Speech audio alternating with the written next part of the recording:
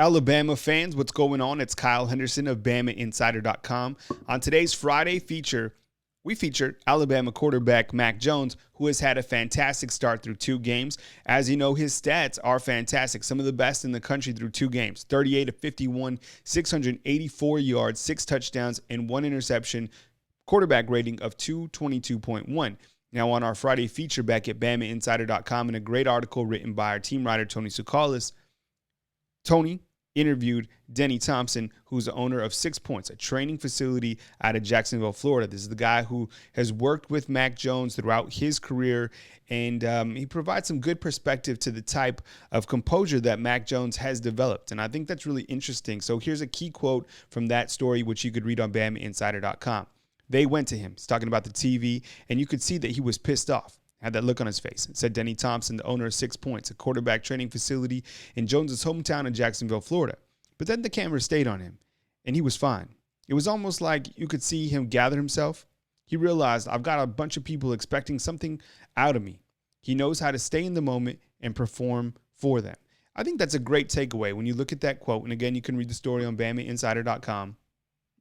Because I think if there's anything that Mac Jones has distributed other than talent, has been leadership. And that comes from experience. I mean, you're looking at a guy who has over 25 games played at Alabama, and he's really playing like that leader that Alabama needed coming into the 2020 seasons, especially on the offensive side of the ball. Yeah, I know it's a very experienced offensive line. You got Najee Harris. You got a lot of guys, but you wanted the quarterback to come in with that experience and that composure, and you've really seen Mac Jones be that guy. And his numbers speak for himself as we're looking at the SEC top quarterbacks. And as you know, there's some ballers in the SEC at quarterback this year, right?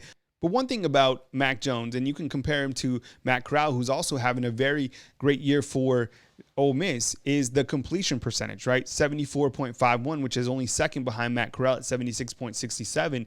The ability to keep that completion percentage high, whether it's across the middle of the field, whether that's going downfield to your receivers, that's very key, and that's going to contribute to a lot of yards, going to contribute to a lot of points. We talked about it before. Alabama scored 52 points in this last game off only 22 minutes from the offensive side of the ball. It's mind-blowing when you step back and kind of think about it. I put the defense out there, 37 minutes.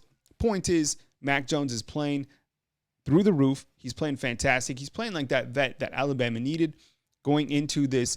Now it's a very tough stretch. You got Ole Miss, you got Georgia, you got Tennessee. Now it's about time to see if you can continue to win games, continue to perform at this very high level. Mac Jones, from everything that we've seen so far, is that guy that clearly can lead Alabama not only to victories, but as far as his team can go, maybe even a national championship, because he has that moxie, the poise, and most importantly, the talent to lead this team where they need to go. Now on Monday, Nick Saban was asked about Mac Jones and kind of the confidence that he's seen from Mac Jones. Here's Nick Saban talking about his quarterback this past Monday.